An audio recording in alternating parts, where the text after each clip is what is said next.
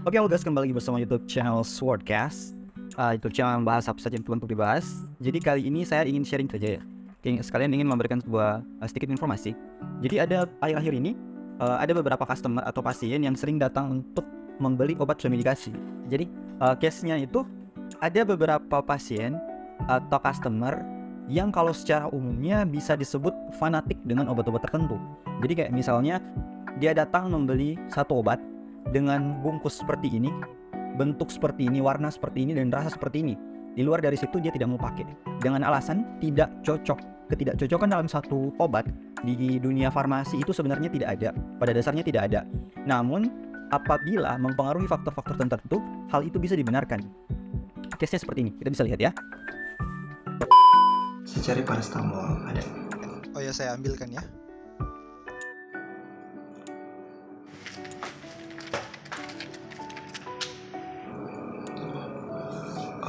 Saya tidak mau yang ini. Saya mau yang paracetamol putih berbentuk panjang, ada. Sebenarnya tidak ada. Tidak ada. Kalau begitu saya mau paracetamol yang bulat tapi dia warna kuning, ada. Tidak ada juga. Kalau begitu warna biru. Aduh, kalau bukan itu saya tidak bisa minum yang lain. Soalnya saya tidak cocok. Nanti tidak sembuh. Ya sudah, kalau tidak sayang. Terima kasih.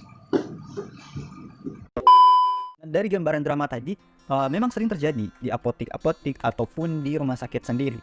Setelah saya cari-cari tahu, memang pernah di zaman waktu kuliah, saya pernah mendengar case ini dan fakta ini, bahwa sekian persen keberhasilan satu pengobatan itu ditentukan juga bagaimana kepercayaan pasiennya ketika meminum obat yang diberikan.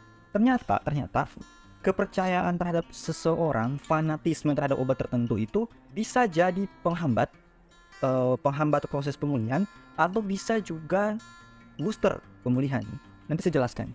Nah, di artikel ini saya bacakan ya. Di artikel di sini dilakukan di sebuah rumah sakit MC Lin di Belmont. Nah, di sini para peneliti menyimpulkan bahwa tingkat kepercayaan itu memiliki keterkaitan dengan hasil pengobatan yang lebih baik dalam perawatan. Keyakinan tidak hanya dikaitkan dengan kesejahteraan psikologis, namun menurunkan depresi dan niat untuk menyakiti diri.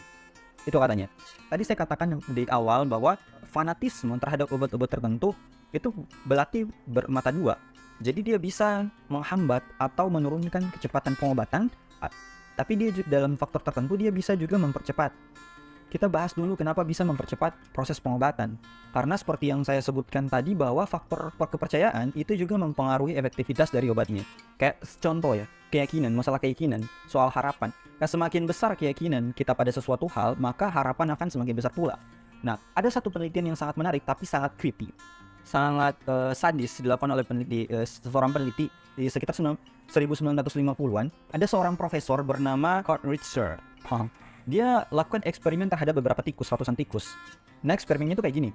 Ada satu wadah tabung yang diisi dengan full air, tabungnya tinggi, terus beberapa tikus dicelupkan masuk ke dalam situ. Nah, lalu diamati apa yang terjadi pada tikusnya. Dalam waktu 15 menit, tikus itu akan kelelahan hingga menyerah, lalu mati tenggelam. Itu 15 menit. Lalu kemudian dilakukan metode yang sama dengan tikus yang berbeda, tapi perlakuannya agak sedikit beda. Jadi tikusnya itu tetap direndam dalam botol yang berisikan air. Sebelum dia mencapai fase kelelahan dan tenggelam, si peneliti ini mengangkat tikusnya, dikeringkan, lalu diistirahatkan. Nah, setelah cukup istirahat, tikus-tikus ini kembali dicelupkan. Kalian tahu berapa lama tikus itu bisa bertahan setelah celupan kedua? Yang tadinya 15 menit, sekarang jadi 60 jam. Serius, 60 jam sih? Dan 15 menit jadi 60 jam setelah setelah dicelupkan untuk yang kedua kalinya. Bahkan dari penelitian tersebut ada beberapa tikus yang bertahan sampai 81 jam. Bayangkan, 81 jam.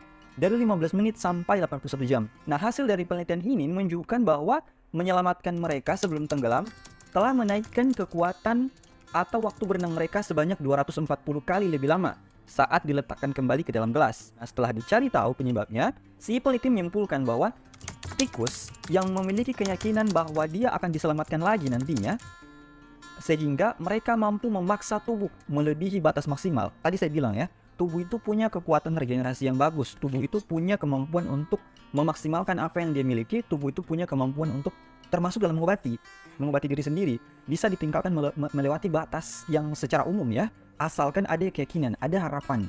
Cerita ini menjadi gambaran yang nyata bahwa pentingnya sebuah harapan atau optimisme terhadap sesuatu hal. Begitu juga dalam pengobatan, kita percaya dengan satu pengobatan, bahkan untuk segelas air putih, ketika kita percaya dan yakin bahwa obat itu bisa menyembuhkan, insya Allah maka akan menyembuhkan. Nah, dari situ yang saya bilang sebelumnya bahwa fanatisme terhadap obat-obat tertentu, yakin terhadap obat-obat tertentu bahwa itu cocok dan bisa menyembuhkan, maka insya Allah bisa menyembuhkan. Pada intinya adalah fanatik terhadap obat-obat tertentu bahwa itu cocok dan bisa menyembuhkan lebih baik daripada obat yang lain, boleh, bisa meningkatkan kepercayaan, bisa meningkatkan kemampuan diri untuk merespon obat tersebut biar lebih memberikan efektivitas yang lebih baik. Tapi di sisi lain, fanatik terhadap obat-obat tertentu dapat juga menghambat proses pengobatan yang kita. Jadi ada dua hal yang akan terjadi pada customer atau pasien yang fanatik terhadap obat tertentu. Antara apakah dia terpaksa tidak akan minum obat sama sekali karena misalnya di wilayah tersebut dia tidak bisa mendapatkan obat yang diinginkan, ataukah dia terpaksa meminum obat yang tidak dia yakini. Nah, otomatis akan terjadi penurunan efektivitas pengobatan.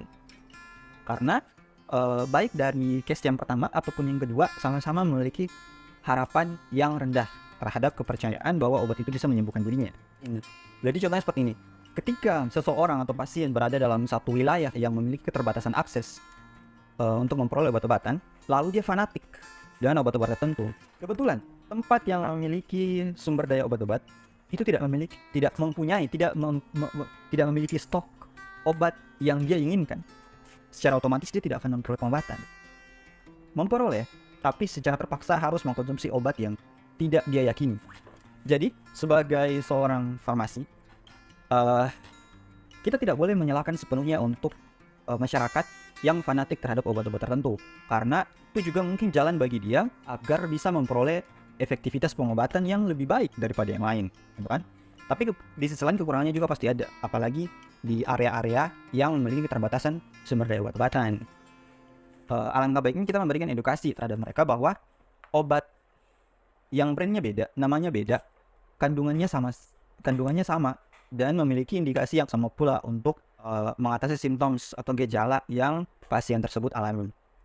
Satu-satunya cara yang bisa kita berikan untuk case ini adalah edukasi perlahan-lahan, berikan pertimbangan-pertimbangan yang perlu sehingga mereka juga bisa mengambil keputusan di luar dari kebiasaan mereka, seperti itu. Jadi biarkan hal lumrah ini terjadi, karena kita tidak bisa memaksakan satu harapan untuk berpindah ke harapan lain, kecuali hatinya betul-betul kena, pikirannya betul-betul kena, logikanya betul-betul kena. Karena ini berhubungan tentang keyakinan, dan keyakinan itu satu-satunya hal yang paling susah untuk digeser di dunia ini. Apalagi itu saja sih. Khusus video kali ini saya cuma ingin sharing hal tersebut. Jika ada pertanyaan atau hal-hal yang tidak jelas, kita diskusi di kolom komentar. Terima kasih sudah menonton. Selamat Lebaran. See you di next video.